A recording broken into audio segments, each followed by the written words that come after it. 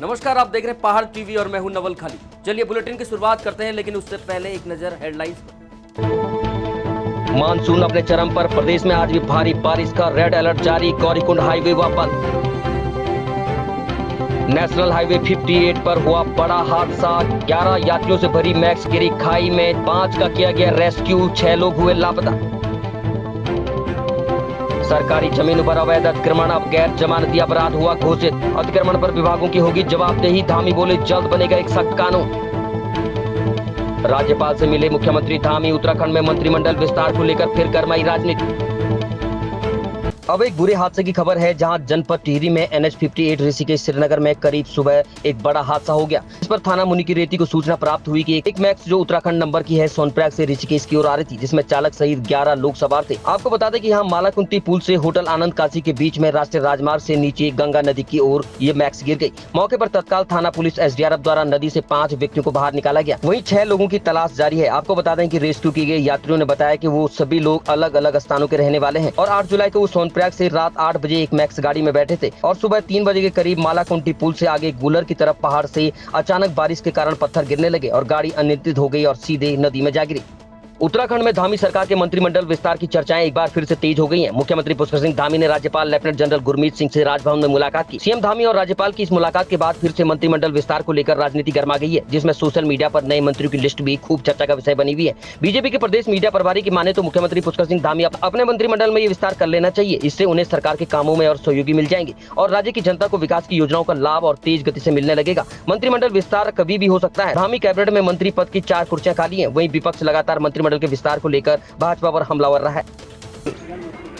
स्वर्गीय शेर सिंह कार्की जी के द्वारा जो ये स्थान यहाँ पर महिला उत्थान के लिए, नौजवानों के उत्थान के लिए और इस क्षेत्र के उत्थान के लिए इसका संकल्प था, उनका स्वप्न था, वो साकार रूप ले रहा है। भावराव देवरस सभागार का आज यहाँ पर लोकार्पण हुआ है, पूरा हुआ है। आने वाले समय में ये क्षेत्र हमारा हम लोगों के प्राथमिकता में है कि सभी के सहयोग से, समाज के सहयोग से, सामाजिक संगठनों के सहयोग से, इस क्षेत्र के लोगों के सहयोग से राज्य सरकार भी ये उद्यमिता विकास के क्षेत्र में, स्किल डेवलपमेंट के क्षेत्र में इस क्षेत्र को एक केंद्र के रूप में ये विकसित हो, एक केंद्र के रूप में उत्थान के कार्य के लिए ये क्षेत्र जाना जाए, उस क्षेत्र में ये डेवलप होगा। उसके लिए हम सब लोग प्रयास।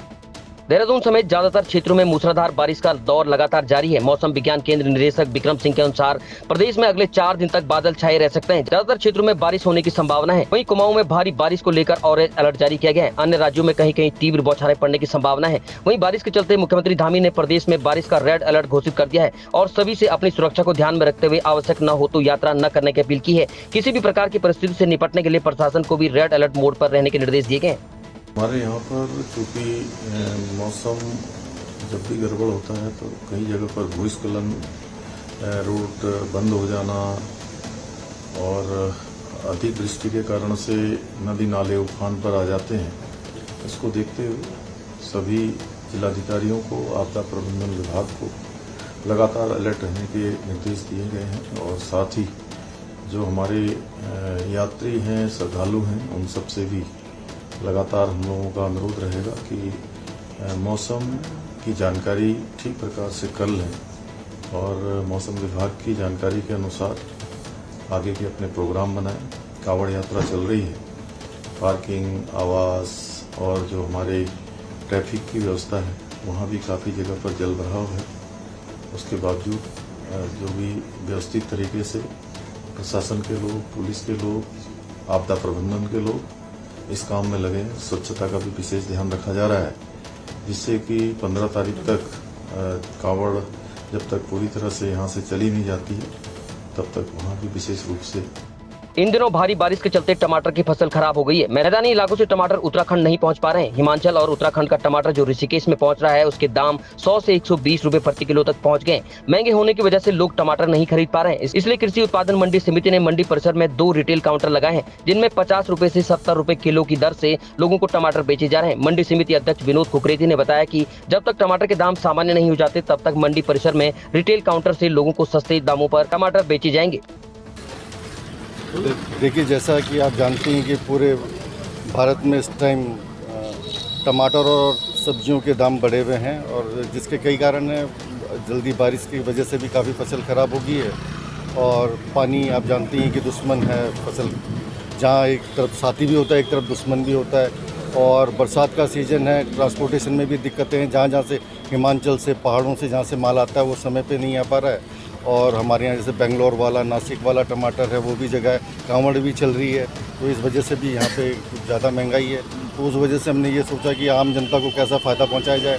तो हमने फुटकर रेट पे जो हमारा मतलब जो हमारे विक्रेता हैं, थोक विक्रेता हैं, उनको जो रेट पड़ता है, जो उनकी ख़रीद है, और उससे भी उन्होंने नीचे बेचा है। तो मैं उनका भी शुक्रगुजार हूँ कि वो उन्होंने जनता के हितों को देखते हुए, जनता की कठिनाई को देखते हुए ये माल अपनी कीमतों से नीचे बेच रहे हैं और कीमतों पे बेच रहे हैं। तो मैं उनका शुक्रगुजार हूँ। ये हमारा टमाटर हमने जो रेट रखा है वो 50 से 70 रुपये के बीच में रखा है, कैटेगरी वाइज की। जो अच्छा टमाटर है वो 70 रुपये और जो छोटा टमाटर है वो 50 रुपये के आसपास। और हम ये देखते हैं अभी जब तक कम नहीं हो जाए, महंगाई कम ना हो जाए तब तक।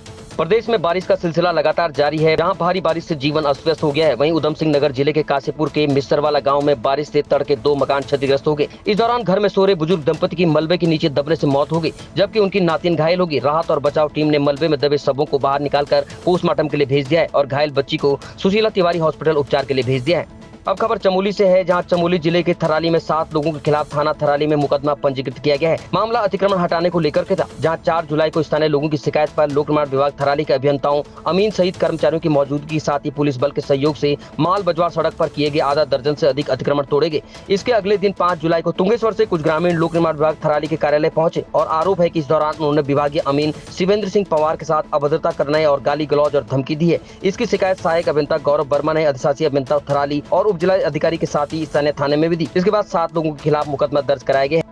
अब खबर चंपावत से है, जहां चंपावत जनपद मुख्यालय को तराई क्षेत्र से जोड़ने वाले टनकपुर चंपावत राष्ट्रीय राजमार्ग पर धौन के समीप पहाड़ी से पानी के साथ बहकर आए मलबे से यातायात बाधित हो गया। वहीं मलबे को पार करने की कोशिश में एक तेल का टैंकर मलबे के बीच में फंस गया। मौके पर जेसीबी मशीनों से मलबा हटाने का प्रयास जारी है। वहीं आम लोग अपने आवश्यक कामों के चलते पैदल ही मलबे को पार करने के लिए मजबूर हैं। आपको बता दें कि बीते कुछ दिनों से रुक रुक कर हो रही बरसात के साथ ही पानी के साथ पहाड़ों से मिट्टी और मलबा बहकर आ रहा है, जिस कारण राष्ट्रीय राजमार्ग कई मीटर तक दलदली क्षेत्र में तब्दील हो चुका है।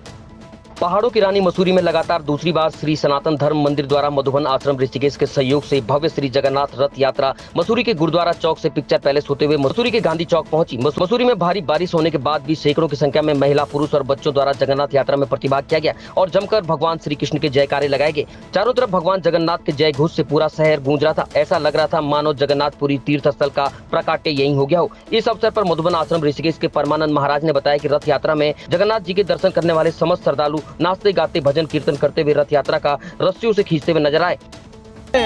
कोई तन दुखी, कोई मन दुखी, कोई धन बिन रहत उदास, थोड़े थोड़े सब दुखी, सुखी हरि को दास। तो इस संसार में सभी दुखी हैं, सुखी वही है जो हरि की भक्ति करता है, हरि की सेवा करता है। तो ये भगवान जगन्नाथ जी अपने मंदिर से आए हैं और ये शहर में घूमते हैं जगह जगह पूरे विश्व में, और जो भी भगवान जगन्नाथ जी का कीर्तन करता है, रसा खींचता है या उसके कानों में हरि नाम जलता है, तो उसके सारे पाप, संताप, दुख, दर्द नष्ट होते हैं और उसको आनंद की प्राप्ति होती है। तो ये आनंद की प्राप्ति कराने का उद्देश्य है जगन्नाथ रथ यात्रा।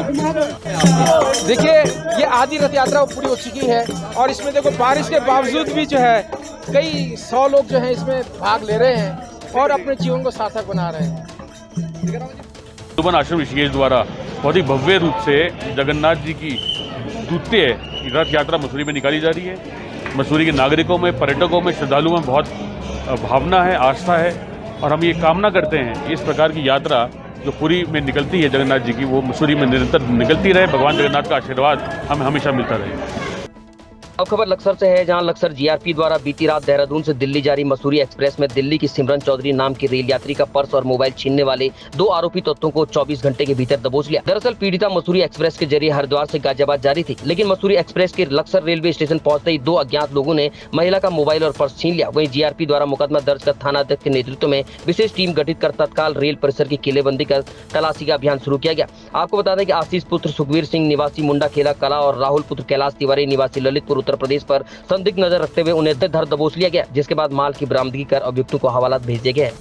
रीता सिमरन चौधरी थाना जीआरपी लक्सर पर आई व तहरीर किया कि वह ट्रेन मसूरी एक्सप्रेस ट्रेन से हरिद्वार से गाजियाबाद जा रही थी कि जो ही ट्रेन लक्सर रेलवे स्टेशन पर आई, एक अभियुक्त जो 6 फीट लंबा था वह उसका दोस्त पीड़िता का पर्स छीनकर उसको धक्का देकर भाग गया, जिसके संबंध में उसने प्लेटफॉर्म ड्यूटी पर मामूर पुलिस वालों को भी बताया। पुलिसकर्मीगणों ने उक्त अभियुक्त के संबंध में की तलाश की तो कुछ समय बाद अभियुक्त मिल गया, जिसके पास से पीड़िता का मोबाइल फ़ोन, पर्स इत्यादि बरामद हो गया।